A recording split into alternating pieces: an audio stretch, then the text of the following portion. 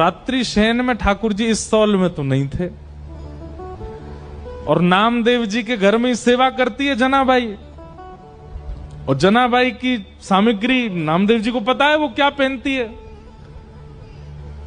नामदेव जी तुरंत बोले, ये सौल तो मैंने कहीं देखी है जो पंडरीनाथ पहने, रात में तो नहीं थी, ये सुबह कहां से आ गई। नामदेव जी बोले, कहां देखी कहां देखी कहां देखी। सोचते सोचते सोचते उनको याद आया, अरे ये तो हमारे घर में सेविका जना पहन के घूमती है, ये तो वही सौल है। उसकी कढ़ाई आदि बिल्कुल वैसी थी। तो कई बार आश्चर्यचकित वस्तु दिखती है तो आप अचानक से बोल पड़ते हो, और नामदेव जी बोल पड़े, ये तो जना की सौल है। अब नामदेव जी जितनी देर सोच रहे थे उतनी देर वैसे ही मंदिर में बड़ी भगदड़ हो गई थी। क्यों?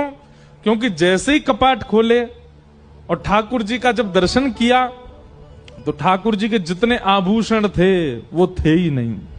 क्यों? ठाकुर जी तो रात में वहीं चक्की पर छोड़े आए थे जनाबाई के पास में। और यहां सब मंदिर में भाग दौड़ होने लगी, बोले अरे ठाकुर जी के आभूषण कहां है, आभूषण कहां। और इसी समय नामदेव जी सोच रहे थे सौल किसकी है, और अचानक से उनके मुख से निकला, ये सौल तो जना की है। सारे पुजारियों ने रुक के कहा, क्या कहा? ये सौल जनाबाई की है।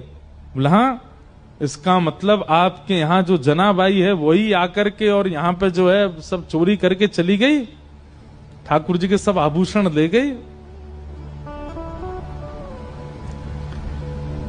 किसी ने भी सद्विचार नहीं किया, सबने दुर्विचार किया कि जनाबाई सब ठाकुर जी के आभूषण चुरा के चले गए।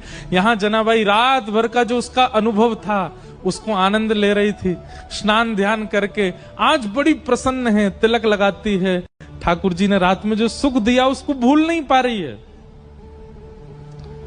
और इतने में ही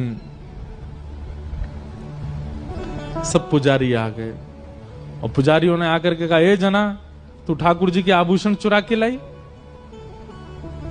जनाबाई को अचानक याद आया, बोले अरे रात में चक्की पीसते समय आवाज हो रही थी तो उन्होंने उतार के चक्की के पास ही रख दिए थे।